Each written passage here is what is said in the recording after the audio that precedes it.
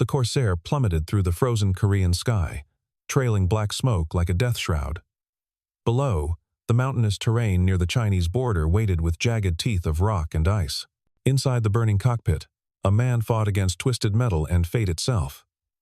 Above him, another pilot watched the descent, knowing that landing in enemy territory meant almost certain death. Yet he pushed his stick forward anyway, diving toward the flames below. In that moment, the color of skin meant nothing. Only the beating of two hearts against time, against war, against the inevitability of loss. The snow began to fall harder, each flake a tiny hourglass marking seconds neither man could afford to lose. The USS Leighty cut through Pacific waters in the autumn of 1950, her deck alive with the controlled chaos of naval aviation. Among the pilots of Fighter Squadron 32 walked a man who carried history on his shoulders like invisible wings. Lieutenant Elias Brown moved with the measured precision of someone who had learned that every gesture would be scrutinized, every mistake magnified through the lens of prejudice. He was the first, and he bore that weight with a dignity that masked the churning uncertainty beneath. Elias had grown up in Chicago's South Side, where dreams of flying seemed as distant as the stars themselves. His father had worked the steel mills, coming home each night covered in soot and exhaustion, yet somehow finding energy to lift young Elias onto his shoulders to watch the planes pass overhead. Those moments had planted seeds that grew despite rocky soil. When the Navy finally opened its doors to black aviators, Elias had walked through with his chin high and his fears buried deep. Now, at 28, he had proven himself in training, in examinations, in every metric they could measure. Yet he still ate alone in the officers' mess more often than not, still heard the whispers that stopped when he entered a room. His wife Larissa understood without words needing to be spoken. She had kissed him goodbye at the naval base in San Diego, her hands lingering on his uniform, straightening insignia that needed no straightening. She had married a pioneer, and pioneers often didn't come home. They both knew this truth without acknowledging it aloud. Her letters reached him on the carrier, each one carefully worded to avoid the fear that lived between the lines. She wrote about her garden, about the neighbor's new baby, about anything except the newspaper headlines that screamed about communist advances and mounting casualties. Lieutenant Corbin Hale arrived aboard the Leyte 3 weeks into their Pacific crossing. 26 years old, from a Connecticut family that had produced naval officers for 3 generations, he carried himself with the easy confidence of someone who had never questioned his place in the world. His blonde hair caught the sun on the flight deck. His smile came readily, and his flight record spoke of natural talent, refined by excellent training. He had requested the transfer to VF-32 specifically, drawn by their reputation as one of the Navy's most aggressive fighter squadrons. He had not expected to find Elias Brown. Their first meeting occurred in the ready room before a training sortie. Corbin extended his hand with automatic courtesy, and if he was surprised to find himself shaking hands with a black pilot, his expression didn't show it. But Elias had learned to read the micro-expressions, the slight widening of eyes, the momentary hesitation that spoke volumes. They discussed flight patterns and weather conditions with professional detachment. 2 men circling each other like wary dogs establishing territory. The training flight that morning revealed their fundamental differences. Elias flew like jazz music made manifest, all improvisation and instinct, reading the air currents with an intuition that couldn't be taught.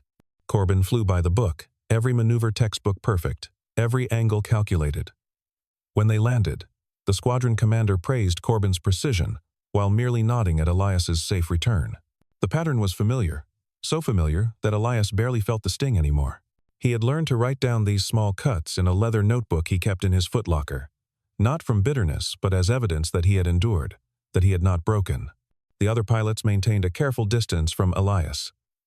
Not overtly hostile, most of them, but not welcoming either. He was an experiment, they seemed to believe, a political gesture in a uniform. They watched him for signs of failure with an attention they never gave to anyone else's mistakes. When he executed a perfect landing in rough seas, the achievement was met with silence. When Corbin did the same an hour later, the ready room erupted in congratulations. That night, Elias stood on the carrier's deck, watching stars that remained constant regardless of the ocean beneath them.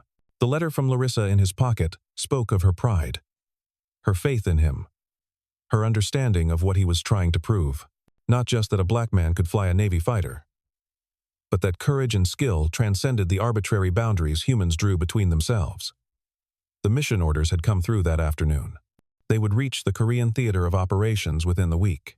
The real test was about to begin. Corbin found him there, surprising them both.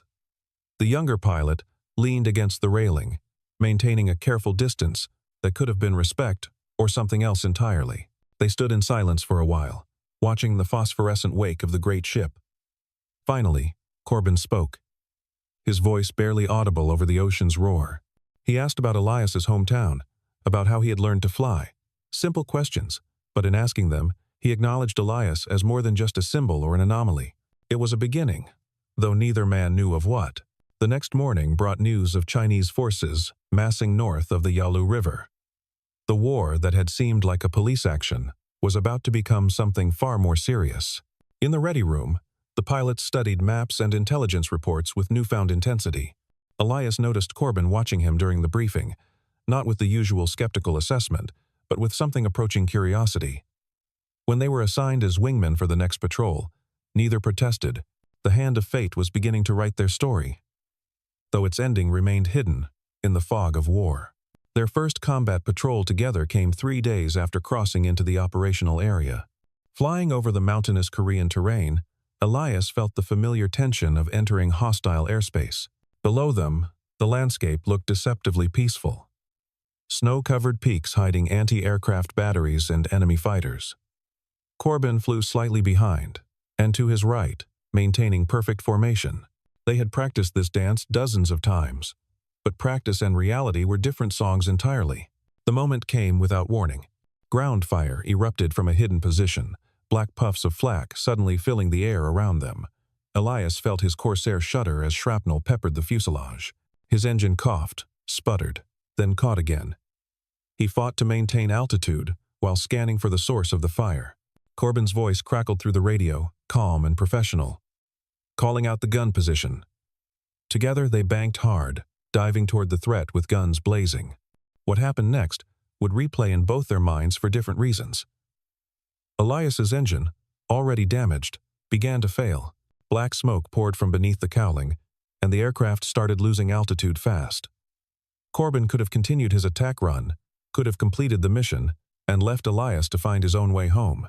Instead, he broke off his attack and moved to shield Elias from further ground fire, using his own aircraft as a barrier while calling for emergency support. They limped back to the carrier together, Corbin talking Elias through the increasingly difficult handling of his damaged fighter. When they finally trapped on the deck, Elias's engine seized completely, dying with a grinding finality that spoke of how close disaster had been. The deck crew swarmed the aircraft, and for once, their concern seemed genuine rather than performative. Corbin climbed from his cockpit and walked directly to Elias's plane, waiting until the other pilot emerged. No words were exchanged, just a nod that carried more meaning than speeches could have conveyed. That evening, in the officers' mess, Corbin sat down across from Elias without invitation. The conversation around them stuttered and died, reformed and continued with forced normalcy. They ate in companionable silence at first, then began discussing the mission with the detached analysis pilots used to distance themselves from near-death experiences. Other pilots gradually joined the conversation, and for the first time, Elias found himself included in the casual banter that followed dinner. But inclusion was not the same as acceptance. When the squadron received a 3-day liberty in Japan, Elias walked the streets of Yokosuka alone while the others traveled in groups. He wrote to Larissa from a small cafe, describing the cherry blossoms that seemed impossibly delicate against the backdrop of military vessels in the harbor. He didn't write about the bartender who had refused to serve him, or the military police who had questioned his presence in the officer's district despite his uniform. These indignities he saved for his notebook, each one a small weight added to a burden he had chosen to carry. Corbin found him the second evening, appearing at the cafe with an awkwardness that suggested internal debate. He sat down uninvited this time too, ordering tea with gestures when words failed him. They sat together as the sun set, two men from different worlds brought together by wings and war. Corbin spoke about his family, about the expectations that came with his name. Elias found himself sharing stories of Chicago, of his father's calloused hands and his mother's church hymns. They discovered a shared love of baseball, of mystery novels, of the particular silence that existed at altitude when the engine noise became white noise, and thoughts could expand to fill the sky. The return to combat operations brought new challenges. The Chinese had entered the war in force, and suddenly the sky was full of MiG fighters flown by pilots who knew their business. The missions became more dangerous, the losses mounted. 2 pilots from their squadron didn't return from a strike on a supply depot. Another crashed on landing, his aircraft too damaged to salvage. Death became a constant companion, sitting in empty chairs at briefings, hovering at the edge of every conversation. Through it all, Elias and Corbin developed an understanding that transcended words. In the air, they moved as one unit, each anticipating the other's actions with an accuracy that amazed their squadron mates. On the ground, their friendship remained complicated by the reality of their situation. Corbin couldn't change the way others looked at Elias, couldn't erase the segregation that still existed in subtle forms despite official integration. But he could choose where he sat at meals, whose wing he protected in combat, whose humanity he acknowledged without reservation. The mission that would change everything came on a crystalline December morning. Intelligence had identified a critical railroad bridge near the Chinese border that was funneling supplies to communist forces. The strike package would be large, but the fighters of VF-32 would fly cover, protecting the bombers from MiG interceptors. Elias studied the maps with growing unease. The target was deep in MiG Alley, the corridor of airspace where American pilots were forbidden to pursue enemies across the Chinese border, but where Chinese pilots operated with impunity. In his quarters the night before, Elias wrote what he didn't admit was potentially a final letter to Larissa. He told her about the friends he had made, about Corbin specifically, about how the war had stripped away pretense and revealed the core of men's characters. He sealed the letter and placed it with the others, wondering if she would ever read it, wondering if their son or daughter would ever be born to read it someday. The morning of the mission dawned clear and cold. Ice crystals formed on the aircraft canopies, requiring careful deicing before launch. Elias performed his pre-flight check with meticulous care, running his hands along the Corsair's surfaces like a horseman checking his mount before battle. Corbin appeared beside him, performing his own checks on the adjacent aircraft. They didn't speak, but Elias saw him touch a small medallion he wore around his neck, a gesture he had never noticed before. The launch was textbook perfect, 16 Corsairs rising into the dawn sky like steel angels. They formed up over the carrier, then turned north toward the Korean coast. Below them, the sea gave way to land scarred by war. Roads that led nowhere. Villages that existed only as black smudges on white snow. Elias flew as element lead with Corbin as his wingman, their section part of the larger formation moving toward destiny. They encountered the MiGs 40 miles from the target. Silver swept-wing fighters dropping from high altitude like hawks. Cannon fire bright in the morning sun. The sky exploded into chaos, aircraft turning and burning in a deadly dance.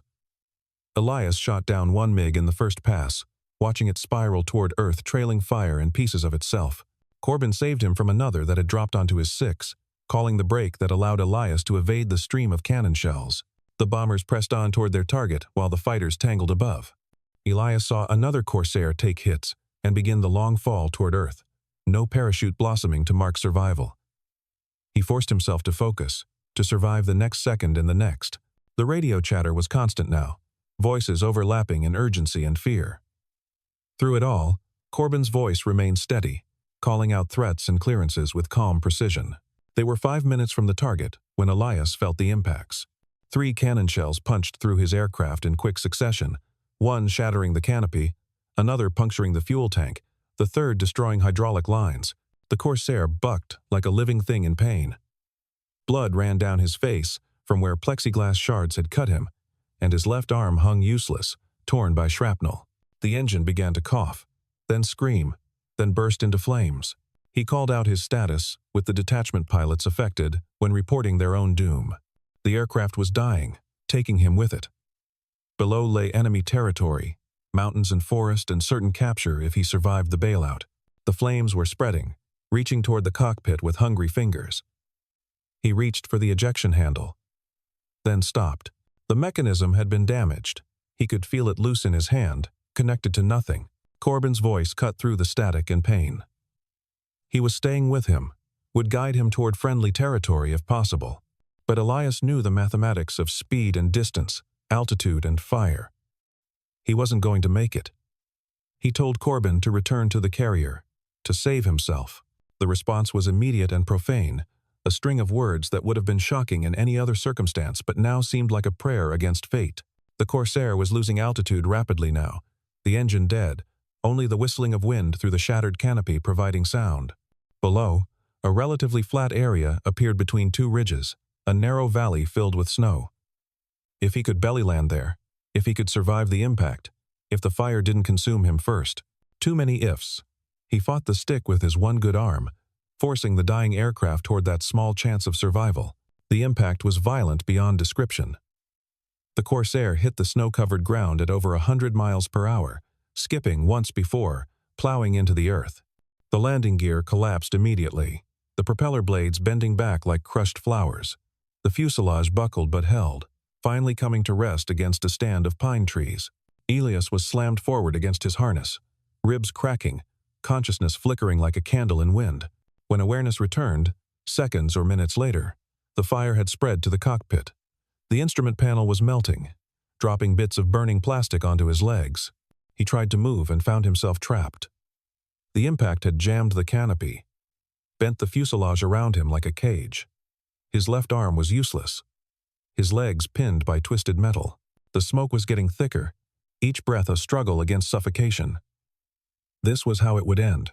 Then, not in glorious combat, but trapped like an animal, burning slowly in a Korean valley whose name he didn't know. Then he heard it. Another engine, approaching fast and low. Through the smoke and cracked canopy, he saw Corbin's Corsair dropping toward the valley floor. He was landing. In enemy territory, in a space barely large enough for one crashed aircraft. Corbin was deliberately throwing away his life for a chance that mathematics said didn't exist. The landing was controlled crash, nothing more. Corbin's Corsair hit hard, bounced, slewed sideways, and finally stopped 50 yards away. Before the props had stopped turning, Corbin was out of the cockpit, running through knee-deep snow toward Elias's burning aircraft. His face appeared through the smoke, streaked with hydraulic fluid and determination. He grabbed the canopy, pulling with strength born of desperation. The metal groaned, but didn't yield. Elias tried to tell him to leave. The fire was spreading, ammunition would cook off soon, the entire aircraft would become a funeral pyre. But Corbin wasn't listening. He found a piece of metal debris, using it as a lever against the canopy. Blood ran from his hands where the sharp edges cut through his flight gloves. The flames were closer now, the heat unbearable. Still, Corbin worked, cursing steadily, refusing to accept defeat. The canopy finally yielded, with a shriek of tortured metal, opening just enough. Corbin reached in, grabbed Elias under the arms, and pulled. The pain was extraordinary, broken ribs grinding, burned flesh tearing. But movement, blessed movement. Inch by inch, Corbin extracted him from the burning coffin, both men screaming with effort and agony. They fell together into the snow just as the first ammunition began to cook off, bullets whining randomly through the air. Corbin dragged him further from the wreck. Both men crawling through snow turned black with oil and blood. Behind them, the Corsair exploded properly, a pillar of flame and smoke that would bring every enemy soldier within miles. They reached a cluster of rocks, minimal shelter but something. Corbin propped Elias against a boulder, then began assessing injuries with the methodical precision of training overcoming panic. The inventory was grim. Elias's left arm was broken in at least 2 places, his ribs cracked, burns covering his legs and torso. Blood loss was significant and ongoing. Corbin had fared better, but not by much. His hands mangled, a gash across his forehead bleeding steadily. Something wrong with his right knee that made him limp badly. They had no medical supplies beyond basic first aid, no radio that worked, no weapons except their service pistols with limited ammunition. The temperature was below freezing and dropping. They could hear engines in the distance, vehicles approaching, Chinese or North Korean troops coming to investigate the smoke. Corbin looked at the tree line, calculating distances and chances. He could possibly make it alone, could try to evade and escape. Elias saw the thought cross his friend's face, and saw it dismissed just as quickly. Instead, Corbin pulled off his flight jacket, wrapping it around Elias's shoulders. He positioned himself between Elias and the direction of the approaching engines, pistol drawn, ready to make their last stand count. But the engines passed by, moving along a distant road. not investigating after all. Perhaps the smoke was too common a sight. Perhaps they had more pressing destinations. The two pilots remained frozen in place for an hour, then two, waiting for death that seemed to have forgotten them temporarily. The sun tracked across the sky, offering no warmth at their altitude. Elias drifted in and out of consciousness, anchored only by Corbin's voice telling stories, jokes, anything to keep him present. As afternoon faded toward evening, they heard helicopters. American helicopters. The distinctive sound of rotors that meant salvation. Corbin used his survival mirror to signal, the last of his strength going into holding it steady despite hands that shook from cold and trauma. The helicopters circled once, twice, then one descended while the other provided cover. Navy corpsmen jumped out before the skids touched ground, racing toward them with medical bags and stretchers. The rescue was efficient and swift. Morphine for pain, plasma for blood loss, gentle but firm hands lifting them into the helicopter. As they rose into the air, Elias managed to turn his head to see the two funeral pyres that had been their aircraft. Black smoke rising like prayers or accusations into the Korean sky. Corbin's hand found his, gripping with surprising strength. No words were needed or possible over the rotor noise, but the contact said everything. The field hospital was a blur of surgery and medication. Elias remembered fragments. Bright lights. The smell of ether. Voices discussing whether to amputate his arm. He remembered Corbin arguing with doctors, insisting they try to save it, threatening and pleading in equal measure. When he finally woke fully, 3 days had passed. His arm was still there, wrapped in plaster and hope. Corbin was in the bed beside him, hands bandaged like white clubs, grinning through morphine when their eyes met. They were evacuated to Japan, then Hawaii, finally to California. The war continued without them. Other pilots flying other missions. The great machine of conflict grinding on. During the long flight home, Corbin told him what he had been too modest to reveal. He had been recommended for the Medal of Honor for his rescue, the highest decoration for valor, for throwing away his aircraft and nearly his life to save a fellow pilot. When Elias pointed out that he had done nothing less, Corbin laughed bitterly. They both knew Elias would receive something lesser, if anything at all. That was simply how things were. The ceremony took place at the White House on a humid July day in 1951. President Truman himself placed the Medal of Honor around Corbin's neck, while Elias stood in the audience, his arms still weak but functional, his dress uniform hiding most of the burn scars. The citation spoke of extraordinary heroism, of risk beyond the call of duty, of the finest traditions of naval service. All true, every word, but incomplete, like a song missing its rhythm section. After the ceremony, Corbin found him in the crowd. The medal hung heavy around his neck, and his expression was troubled. He started to speak, stopped, started again. Finally, he just held out his hand, and Elias took it. They stood there in the White House garden, two pilots who had found and saved each other in different ways, while photographers captured the moment without understanding its full significance. Larissa was waiting when Elias finally made it home to Chicago. She cried when she saw him, touched his face like she was memorizing it, held him with a fierceness that spoke of nights spent wondering if she was already a widow. They didn't talk about the war that first night, or the second. But eventually, the stories came out. Careful and slow, like diffusing bombs. She listened to everything, even the parts that made her cry again, understanding that the telling was part of healing. Corbin visited them that Christmas, taking the train from Connecticut despite his family's bewilderment. He brought gifts for Larissa and stories that made Elias sound like the hero he couldn't see himself as. They drank bourbon by the fireplace while snow fell on Chicago, and for a few hours, the war seemed very far away. When Corbin left, he and Elias embraced at the station, a gesture that drew stares but no longer mattered to either of them. Elias never flew for the Navy again. The injuries were part of it.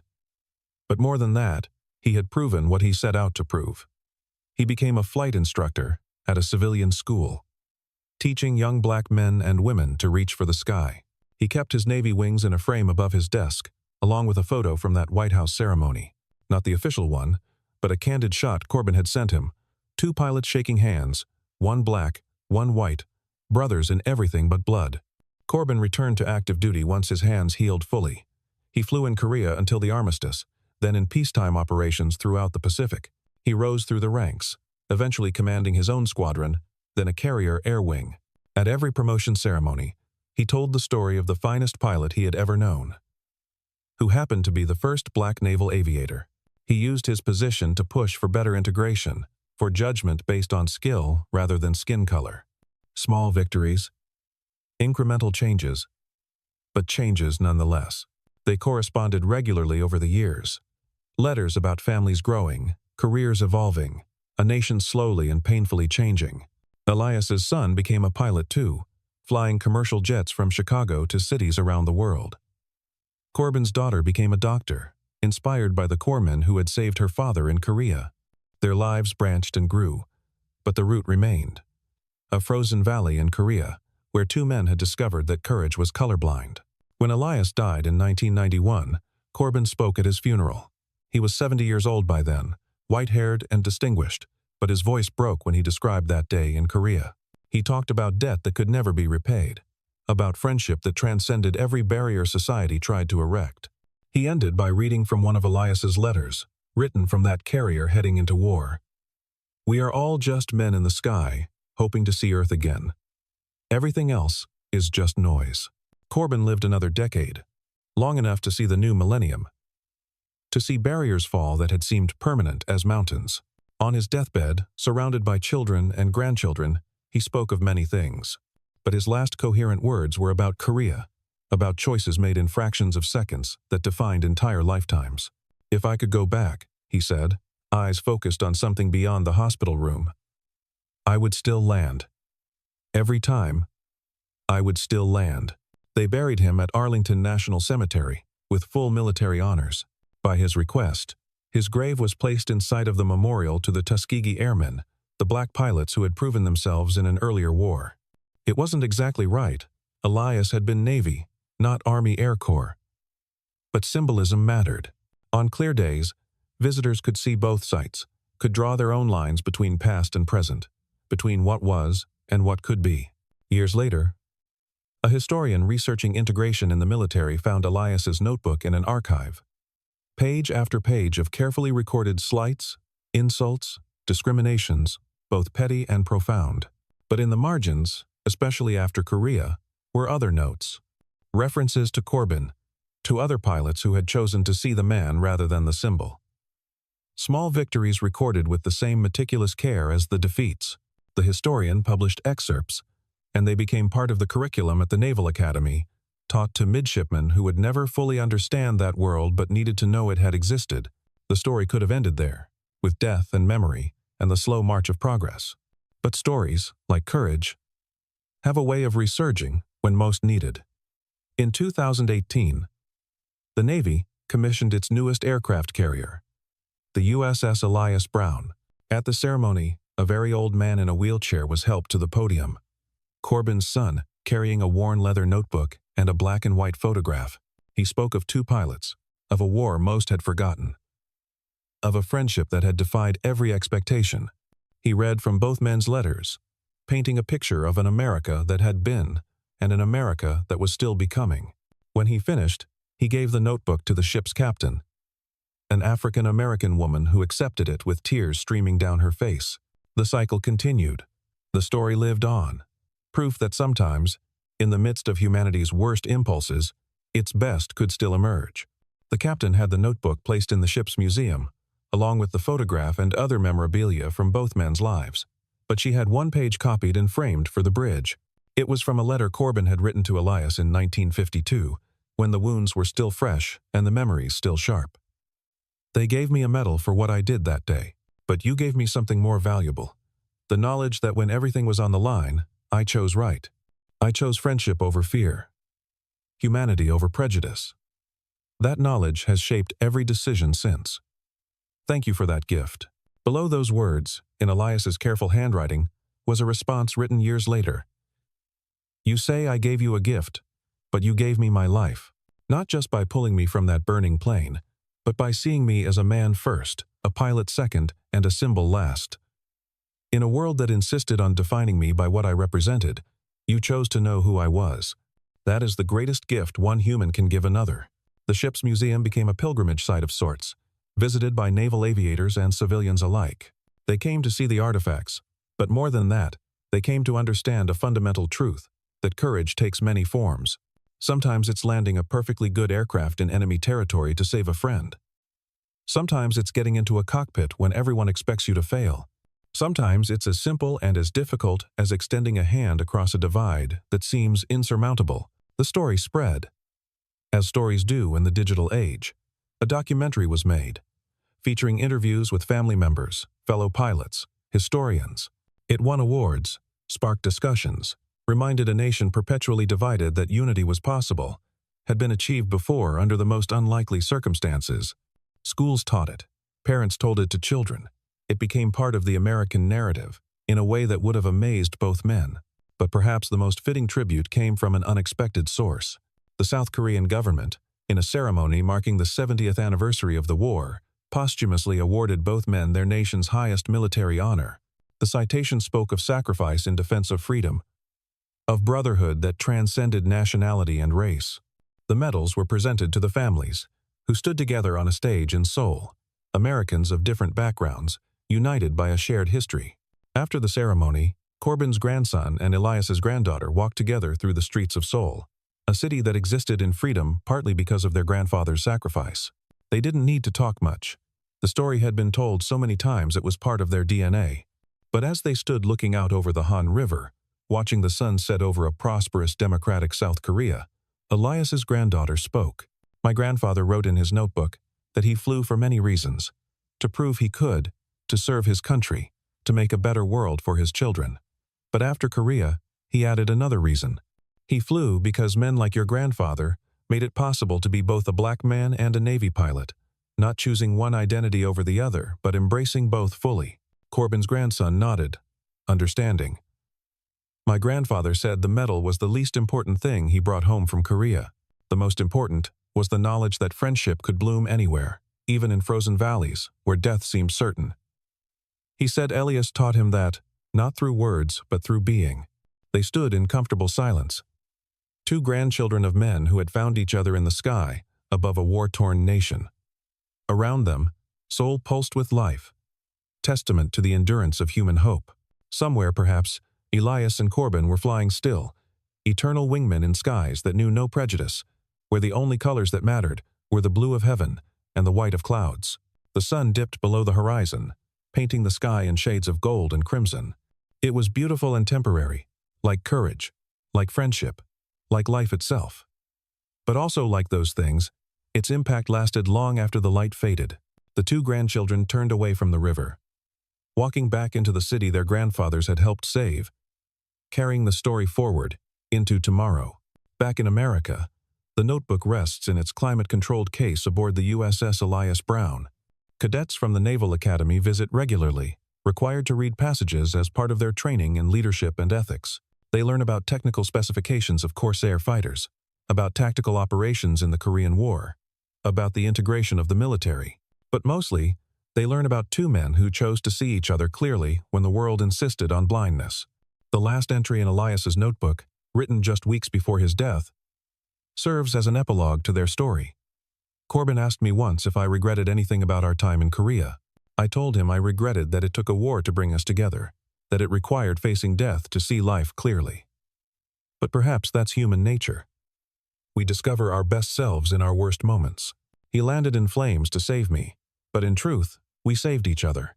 That is what friendship means, what brotherhood means, what America at its best can mean. And below that, in a shaky hand that spoke of age and illness but also determination, one final line. If I could fly again, I would choose him as my wingman, every time. Every single time. The story ends where it began, with two aircraft in Korean skies. But now they fly not toward war, but away from it. Into a sunset that promises dawn. Into a future their courage helped create. The flames are gone, the ice has melted. And all that remains is the steady thrum of engines carrying two friends home.